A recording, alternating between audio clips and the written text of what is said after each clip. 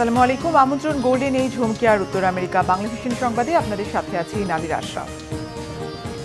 মার্কিন প্রতিরক্ষা দপ্তর পেন্টাগন প্রধান হিসেবে পিট হেগসেথের মনোনয়নে বিতর্ক আর প্রশ্ন ওঠায় ফ্লোরিডার গভর্নর রন ডিস্যান্টিসকে তার স্থলাভিষিক্ত করতে যাচ্ছেন নবনির্বাচিত মার্কিন president Donald Trump.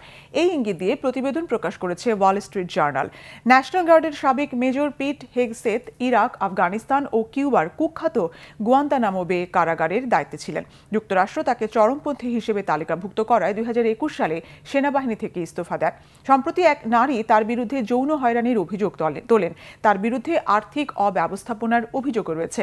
Wall Street জার্নালের প্রতিবেদন অনুযায়ী পেন্টাগন প্রধান হিসেবে রন ডিস্যান্টিসের নাম সংক্ষিপ্ত তালিকায় থাকলেও হেগসকে বেছে নিয়েছিলেন ট্রাম্প। নৌবাহিনীর সাবেক কর্মকর্তা ডিস্যান্টিস মার্কিন প্রেসিডেন্ট নির্বাচনে রিপাবলিকান প্রার্থী হিসেবে মনোনয়ন প্রত্যাশী ছিলেন। শেষমেশ ট্রাম্পকেই প্রার্থী হিসেবে মনোনয়ন দেওয়া হয়। গত 13 নভেম্বর সাবেক সেনা কর্মকর্তা আর ফক্স নিউজের উপস্থাপক হেগসেথকে ভবিষ্যৎ প্রশাসনের প্রতিরক্ষা মন্ত্রী হিসেবে ঘোষণা করেছিলেন ট্রাম্প। তাইওয়ানের কাছে অস্ত্র বিক্রির অভিযোগে যুক্তরাষ্ট্রের 13টি সামরিক প্রতিষ্ঠানের উপর নিষেধাজ্ঞা আরোপ করেছে চীন। তাইওয়ান নিয়ে বিপজ্জনক সীমা অতিক্রম না করার আহ্বান জানিয়ে ওয়াশিংটনকে সতর্ক বার্তাও দিয়েছে বেইজিং। বৃহস্পতিবার চীনের পররাষ্ট্র মন্ত্রণালয় সংবাদ সম্মেলন করে অভিযোগ তুলেছে তাইওয়ানের কাছে 38 কোটি 50 লাখ ডলারের যন্ত্রাংশ, F-16 বিমান ও রাডার বিক্রির সিদ্ধান্ত নিয়েছে যুক্তরাষ্ট্র। এক্ষেত্রে ট্রানজিট হিসেবে চীনের ভূখণ্ড ব্যবহার করা হয়েছে, যা সার্বভৌমত্ব আর আঞ্চলিক অখণ্ডতা লঙ্ঘনের শামিল বলেছেন চীনের পররাষ্ট্র মন্ত্রণালয়ের মুখপাত্র লিন জিয়ান। 2 ডিসেম্বর চীনের কাছে সেমি কন্ডাক্টর বা চিপ আর প্রযুক্তি পণ্য বিক্রিতে নতুন নিষেধাজ্ঞা দিয়েছিল যুক্তরাষ্ট্র। আশঙ্কা রয়েছে যুক্তরাষ্ট্রের তৈরি সেমি কন্ডাক্টর দিয়ে চীন নতুন অস্ত্র ও কৃত্রিম বুদ্ধিমত্তা ব্যবস্থার আধুনিকায়ন করতে পারে। দক্ষিণ চীন সাগর ও ইউক্রেন ইস্যুতে গত কয়েক বছর ধরে ওয়াশিংটন ও বেইজিং এর সম্পর্ক তলানিতে গিয়ে ঠেকেছে।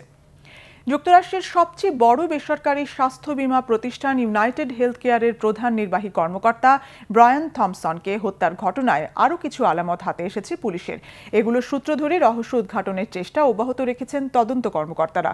ঘটনাস্থল থেকে 3টি গুলির খোসা উদ্ধার করা হয়েছে। ওই খোসাগুলোতে লেখা ছিল ডিনাই, ডিফেন্ড ও ডিপোজ, যার অর্থ হচ্ছে অস্বীকার, প্রতিরোধ ও পদচ্যুত করা। ওই শব্দগুলোর সঙ্গে হত্যাকাণ্ডের কোনো সংযোগ আছে কিনা খতিয়ে দেখছে পুলিশ। ঘটনাস্থলে পরিত্যক্ত অবস্থায় পাওয়া মুঠোফোন পরীক্ষা নিরীক্ষা করে দেখা হচ্ছে। হামলাকারীকে ধরতে বৃহস্পতিবার আরও ছবি ও ভিডিও প্রকাশ করে জনগণের সহায়তা চেয়েছে পুলিশ। এর মধ্যে সন্দেহভাজন যুবকের মাস্ক ছাড়া ছবিও রয়েছে। জানানো হয়েছে সে ভুয়া পরিচয়পত্র ব্যবহার করে বাসে নিউ ইয়র্কে এসেছিল। 50 বছর বয়সী থমসনকে স্থানীয় সময়ে বুধবার সকালে মিডটাউন ম্যানহাটনের হিলটন হোটেলের বাইরে গুলি করে দ্রুত পালিয়ে যায় হামলাকারী। থমসনের হত্যাকারী ব্যক্তিকে শনাক্তে ফেসিয়াল রিকগনিশন প্রযুক্তি ব্যবহার করে নিউ ইয়র্ক সিটি পুলিশ। পুলিশের ধারণা থমসনের হত্যাকাণ্ড ছিল পূর্ব পরিকল্পিত। এই ছিল এখনকার মতো। আগামী সোমবার বাংলাদেশ সময় সকাল 6টায়, রবিবার নিউ ইয়র্ক সময় রাত 8টায় উত্তর আমেরিকা বাংলা ভিশন সংবাদ দেখার আমন্ত্রণ রইল। সঙ্গে থাকায় ধন্যবাদ।